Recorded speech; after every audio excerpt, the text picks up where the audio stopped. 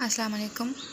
हमारा टॉपिक है monoclonal antibodies. Monoclonal antibodies क्या होती हैं? Mono means same, clonal means clone, मतलब कि सेम टाइप ऑफ क्लोन से जो एंटीबॉडीज़ बनती हैं उनको हम मोनोक्लोनल एंटीबॉडीज़ कहते हैं। यानी कि हम डेफिनेशन भी देख लेते हैं कि these are the antibodies that are identical because they were produced by one type of immune cell all clones of a single parent cell.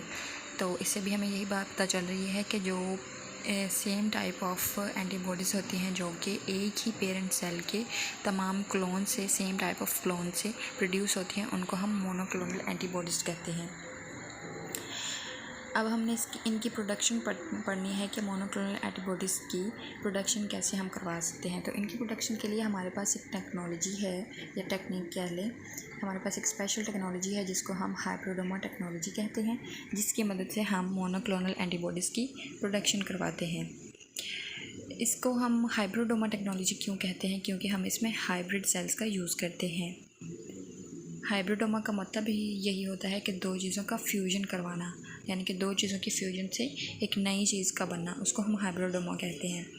तो इसमें भी कुछ इसी तरह का प्रोसेस होता है और फिर इस टेक्निक से हम लार्ज स्केल पर एंटीबॉडीज़ की प्रोडक्शन करवा सकते हैं। इसका जो फर्स्ट स्टेप है वो है immunization of mice and selection of mouse donor for generation of hybridoma cells.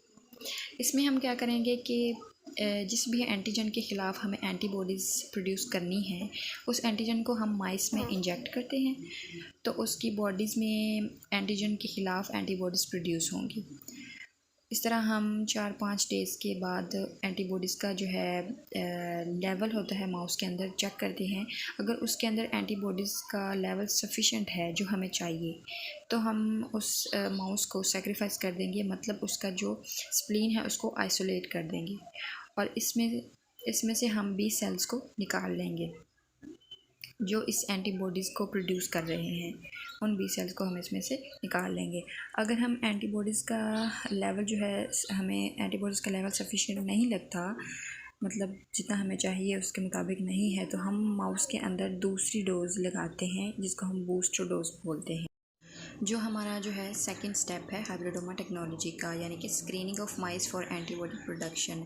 इसमें हम क्या करते हैं कि हम माइस में एक बूस्टर डोज लगाते हैं अगर हमें हमारे एंटीबॉडीज़ का सफिशिएंट लेवल नहीं मिल रहा, तो हम उसमें एक दूसरी डोज़ लगाते हैं, यानी कि मतलब हम एंटीजन का जो डोज़ है उसको बूस्ट कर देते हैं, उसको हम बूस्टर डोज़ कहते हैं। फिर हम उसके स्प्लीन को आइसोलेट करते हैं, आइसोलेट करके उसमें से हम 20 सेल्स को निकाल लेते हैं। अब जो 20 सेल्स हैं उनमें एक प्रॉब्लम है। प्रॉब्लम ये है कि उनका जो लाइफ स्पैन है वो लिमिटेड है, मतलब उनकी लाइफ लिमिटेड होती है। जो भी नॉर्मल सेल्स हमारी बॉडी में या इस माइस की बॉडी में प्रेजेंट हैं उनका लाइफ स्पैन जो है वो लिमिटेड होता है। मतलब अगर 20 सेल्स को ग्रो करवाएंगे हम कल्चर मीडिया में, तो अगर उनका लाइफ स्पैन ही ख़त्म हो जाएगा तो जो एंटीबॉडीज़ की प्रोडक्शन है वो भी ख़त्म हो जाएगी। तो इस प्रॉब्लम को सॉल्व करने के लिए हम माइलोमा सेल्स का यूज़ करते हैं। माइलोमा सेल्स क्या होते हैं? ये कैंसरियस सेल्स होते हैं, यानी कि बी सेल्स का ये कैंसरस फॉर्म होते हैं। इनकी जो लाइफ स्पैन होता है ना वो अनलिमिटेड होता है, मतलब कैंसरस सेल्स की ग्रोथ ही अनलिमिटेड होती है, इसलिए इनका लाइफ स्पैन जो है वो अनलिमिटेड होता है। तो अगर हम बी सेल्स को माइलोमा सेल्स के साथ फ्यूज़ कर देंगे तो हमें एंटीबॉडीज़ की भी मिलेंगे, एंटीबॉडीज़ की प्रोडक्शन भी होगी और जो हमारा सेल है वो भी कभी नहीं मरेगा, उसकी भी लाइफ स्पैन इंक्रीज़ हो जाएगी माइलोमा सेल्स के साथ। इनकी फ्यूजन में हमें कुछ चीज़ों का ख्याल रखना पड़ता है, जैसे कि मतलब इसकी कुछ कंडीशंस होती हैं, जिसमें एक कंडीशन तो ये है कि जो माइलोमा सेल्स हैं वो अपनी एंटीबॉडीज़ ना बनाए, मतलब अपनी एंटीबॉडीज़ ना बनाए, क्योंकि हमें इसमें मोनोक्लोनल एंटीबॉडीज़ चाहिए, एक ही तरह की एंटीबॉडीज़ चाहिए। तो इस चीज़ का हमें ख्याल रखना पड़ता है कि जो माइलोमा सेल्स हैं वो अपनी एंटीबॉडीज़ इसमें प्रोड्यूस ना करना स्टार्ट करें। और दूसरी कंडीशन हमारे पास ये होती है कि जो हाइब्रिडोमा सेल्स हैं उसको हम HGPRT नेगेटिव में कन्वर्ट कर दें, मतलब उनको HGPRT नेगेटिव बना दें, जिससे जो माइलोमा सेल्स हैं वो इस HGPRT नेगेटिव या T के नेगेटिव जो हैं इसमें हम कन्वर्ट कर दें, जिसकी वजह से जो माइलोमा सेल्स हैं इन प्रोटीन को जो है प्रोड्यूस नहीं करवा पाएंगे और वो अपनी एंटीबॉडीज़ नहीं बनवा पाएंगे। तो ये दो हमारी कंडीशंस होती हैं हमारे पास, जिनको हमने मद्देनज़र रखना होता है। तो इन माइलोमा सेल्स को HGPRT नेगेटिव बनाने के लिए हम कल्चर करवाते हैं इनको 8 ज़ैक्वानिन में, और अगर हमें टी के नेगेटिव में इनको कन्वर्ट करना है, टी के नेगेटिव बनाना है इनको, तो हम इसको कल्चर करवाते हैं 6 ब्रोमो डीऑक्सीयूरिडीन में।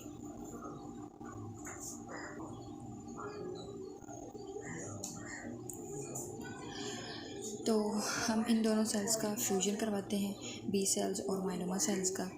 इनके फ्यूजन के लिए हमें एक चीज़ चाहिए होती है जो है PEG यानी कि पॉलीइथाइलिन ग्लाइकोल। जब हम इन दोनों सेल्स का फ्यूजन करवाते हैं तो हमारे पास 4 कंडीशन सामने आती हैं। वो क्या आती हैं? फर्स्ट क्या है? बी सेल्स, यानी कि हमारे पास कुछ बी सेल्स ऐसे होंगे जो कि फ्यूजन करेंगे ही नहीं, वो वैसे के वैसे ही हमारे पास वापस आ जाएंगे। और कुछ माइलोमा सेल्स भी हमारे पास ऐसे होंगे जो कि फ्यूजन नहीं कर पाएंगे और वो सिर्फ मतलब वो अकेले ही रहेंगे, वो फ्यूज़ नहीं होंगे बी सेल्स के साथ। और कुछ बी सेल्स ऐसे होंगे जो अपने साथ ही फ्यूजन कर जाएंगे, यानी कि B cell plus B cells, यहाँ पे आपको स्क्रीन पे नज़र आ रहा होगा ये वाला, इस तरह के कुछ सेल्स होंगे। और कुछ माइलोमा सेल्स भी ऐसे होंगे जो अपने साथ ही फ्यूज़ हो जाएंगे और वो एक दूसरे के साथ फ्यूजन नहीं करेंगे। लेकिन हमें इन चारों में से कोई भी सेल्स नहीं चाहिए। जब ये बी सेल्स और माइलोमा सेल्स आपस में फ्यूजन करेंगे, यानी कि ये देखिए यहाँ पे आपको नज़र आ रहे हैं कि ये फ्यूज्ड सेल्स हैं, बी सेल्स और माइलोमा सेल्स आपस में फ्यूज हो चुके हैं। हमें ये सेल चाहिए इन चारों में से, तो हम इस सेल को इन चारों में से सेपरेट करेंगे। जो हमारे पास फ्यूज्ड सेल है बी सेल्स का और माइलोमा सेल्स का, उसको इनमें से सेपरेट करने के लिए हम क्या करेंगे? ये हमारे पास स्टेप आ जाता है हैट सिलेक्शन का। अच्छा, इस स्टेप में हम क्या करेंगे कि हम साल्वेज पाथवे यूज़ करेंगे। साल्वेज पाथवे में HGPRT भी होता है और TK भी होता है। जिसे हम क्या करेंगे कि हम सबसे पहले जो बी सेल वाला जो फ्यूज्ड सेल है उसको हम साल्वेज पाथवे में से गुजारेंगे। ये स्विच तो कर जाएगा साल्वेज पाथवे के साथ, लेकिन इसकी जो लाइफ स्पैन है वो लिमिटेड होगी, जिसकी वजह से ये ये यूजेबल नहीं होगा, ये मर जाएगा ये सेल, क्योंकि इसकी लाइफ स्पैन जो है वो लिमिटेड है। उसके बाद हम माइलोमा सेल को टेस्ट करेंगे साल्वेज पाथवे के साथ। ये जो है साल्वेज पाथवे में से गुजर ही नहीं सकता, क्योंकि ये HGPRT नेगेटिव है, तो ये भी मर जाएगा, ये दोनों सेल्स मर जाएंगे। और फिर हम जो फ्यूज्ड सेल है बी सेल और माइलोमा सेल्स का, उसको हम स्विच करेंगे साल्वेज पाथवे के साथ। ये स्विच हो जाएगा और इसका जो लाइफ स्पैन है वो भी अनलिमिटेड है, तो इस तरह ये सेल्स हमें सेपरेटली मिल जाएगा। अब हम इस सेल से हमने क्या करना है कि हमें अपनी मोनोक्लोनल एंटीबॉडीज़ की प्रोडक्शन करवानी है, जिसके लिए हम 2 वेज़ यूज़ करेंगे। एक इन विवो प्रोडक्शन होगी और एक जो है वो इन विट्रो प्रोडक्शन होगी। यहाँ पे आप देख सकते हैं इन विवो प्रोडक्शन में क्या होगा कि हम इस फ्यूज्ड सेल को इंजेक्ट करवाएंगे माइस में, ठीक है। हम इसको माइस में इंजेक्ट करवाएंगे, इससे ये जो है प्रोसेस होगा उसको हम इन विवो प्रोडक्शन करेंगे मोनोक्लोनल एंटीबॉडीज़ की। लेकिन इस प्रोसेस से हमें जो मोनोक्लोनल एंटीबॉडीज़ की बहुत ही लेस प्रोडक्शन मिलेगी, मतलब बहुत कम मोनोक्लोनल एंटीबॉडीज़ हम इससे प्रोड्यूस करवा सकते हैं। दूसरा प्रोसेस क्या इन विट्रो प्रोडक्शन है, इसमें हम क्या करेंगे कि हम इनकी प्रोडक्शन करवाएंगे कल्चर्ड मीडिया में। इस फ्यूज सेल को यूज़ करके हम इसको कल्चर करवाएंगे बायो रिएक्टर्स के साथ। जब हम इसको कल्चर करवाएंगे ना बायो रिएक्टर्स के साथ, तो इससे हमें मोनोक्लोनल एंटीबॉडीज़ मिल जाएंगे, उनकी लार्ज स्केल पर प्रोडक्शन हो जाएगी। तो हमें हमारे मोनोक्लोनल एंटीबॉडीज़ मिल गए। तो ये थी उनकी प्रोडक्शन जो कि हमने हाइब्रिडोमा टेक्नोलॉजी को यूज़ करते हुए करवाई। नेक्स्ट यहाँ पे आप इसके डिफरेंट टाइप्स देख सकते हैं मोनोक्लोनल एंटीबॉडीज़ के।